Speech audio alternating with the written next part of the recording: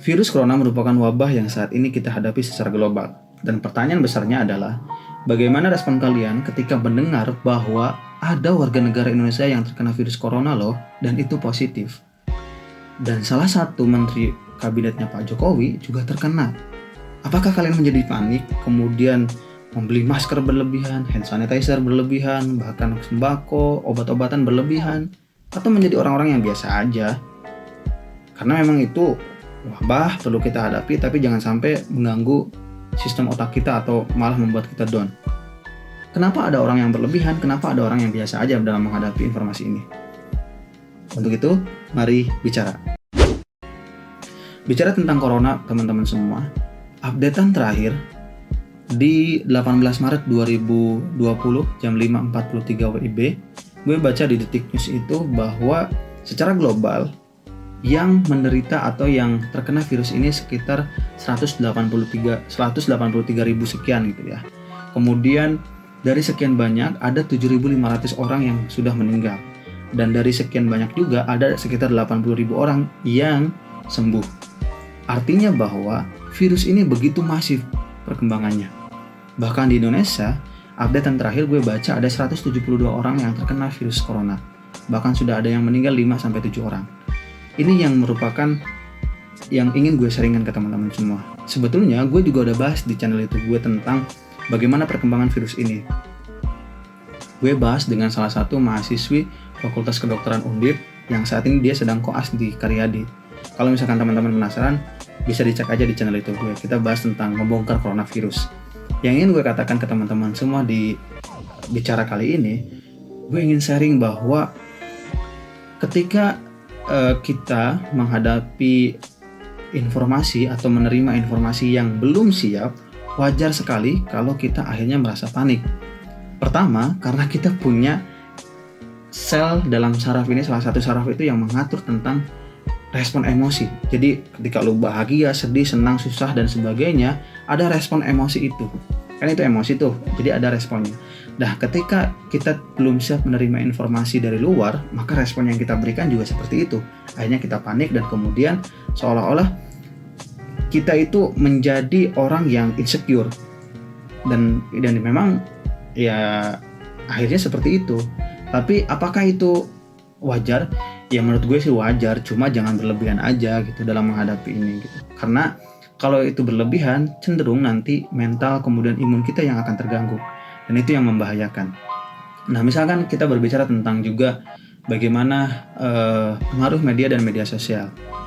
Yang ingin gue katakan bahwa konsumsi terhadap informasi untuk kalangan kita saat ini yang paling besar adalah dari media atau media sosial. Makanya kenapa akhirnya lu dan kita semua khususnya harusnya bisa membedakan antara fakta atau informasi yang benar-benar valid dengan hanya sekedar opini yang cenderung akan membuat kita akhirnya merasa bahwa kok jadi gini gitu, jadi terganggu mentalnya dan sebagainya. Nah, saran gue ketika lo membuka media sosial dan menjadi itu sebagai asupan informasi, buka ya sesekali aja dalam sehari deh, jangan terlalu berlebihan juga. Kemudian buka aja media berita-berita dari laman-laman yang memang terpercaya, misalkan WHO, Kemenkes, atau berita-berita yang dari sumber yang bisa dipertanggungjawabkan.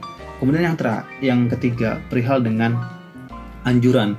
Jadi tindakan preventif itu seharusnya juga kita bisa indahkan teman-teman semua. Karena tadi gue di awal bilang bahwa perkembangan ini begitu masif, perkembangan virus ini begitu masif. Nah, masivitas perkembangan ini juga harus kita cegah dengan perilaku preventif gitu. Misalkan anjuran dari WHO bahwa yang memakai masker hanya untuk orang-orang yang sakit. Jadi untuk orang-orang yang nggak sakit kayak kita tuh ya nggak dianjurkan, karena memang kalau dari WHO atau dari Kemenkes dan dokter-dokter juga menyatakan bahwa menyebarnya virus ini bukan lewat udara, tapi lewat cairan yang kita keluarkan. Jadi ketika lu bersin atau batuk atau mungkin dahak atau mungkin lu ngeludah dan sebagainya, itu bisa jadi sumber penyebaran virusnya gitu. Bahkan sekarang kan juga udah diatur tuh jaraknya, kalau misalkan kita ngantri 1 meter dan sebagainya. Kemudian ada anjuran juga kalau misalkan lu nggak penting-penting banget di luar acaranya, lu stay aja di rumah, nggak usah keluar-keluar gitu kan. kemudian cuci tangan dengan sabun dan air yang mengalir minimal 20 detik, kemudian jaga pola tidur, pola istirahat, kemudian pola makan juga dijaga, kemudian sama-sama meningkatkan kekebalan tubuh melalui media sosial yang dikonsumsi dengan sewajarnya. Jadi gue berharap dengan sharing ini kita dapat informasi bahwa memang virus ini begitu masif perkembangannya, bahkan sekarang sudah 7.500-an di dunia yang sudah meninggal gitu secara global. Indonesia sekarang sudah menyampaikan darurat bencana ini yang tadinya Badan Nasional Penanggulangan Bencana itu menyatakan bahwa sampai tanggal 29 Maret, tapi berita terakhir sampai 29 Mei bencananya. Memang kita harus aware banget, bahkan Kemenkes juga menyatakan bahwa ya mungkin kita perlu waktu 3-6 bulan, itu pun kalau kita bekerja keras dalam menghalau atau menghadapi bencana ini. Jadi ya semoga dengan ini semua kita juga sama-sama semakin peduli terhadap kesehatan, kemudian kita sama-sama menjaga, kemudian kita sama-sama juga aware terhadap orang-orang di luar sana, terhadap diri kita. Jangan sampai kita juga mengabaikan bahwa ya kita juga harus check up deh, cek dan sebagainya, karena memang virus ini boleh jadi hari ini kita sehat tapi tiba-tiba kita juga terkena gitu, amit-amit ya. Jangan sampai ya, tapi ya yang namanya kesehatan itu mahal banget, dan saat ini kita dituntut untuk menjadi orang yang aware terhadap kesehatan, peduli terhadap lingkungan, kemudian saling menghargai dan stay safe semuanya. Kalau nggak ada hal-hal yang penting nggak usah keluar deh, lu stay aja di rumah, kemudian kerja dari rumah aja deh.